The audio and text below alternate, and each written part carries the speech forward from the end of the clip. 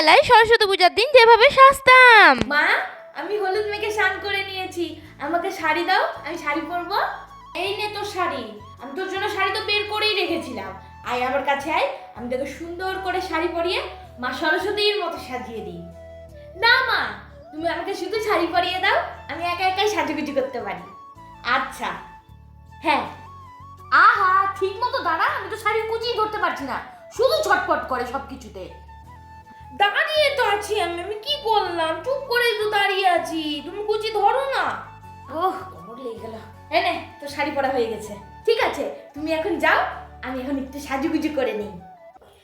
আগে আমি চুলটা ভালো করে বেঁধে নিই, তারপর মালা পরবো, তারপর সাজুগুজু করবো। হ্যাঁ, আগে এই যে ও বাবা রে, কি না, এবার ঠিক আছে, কি সুন্দর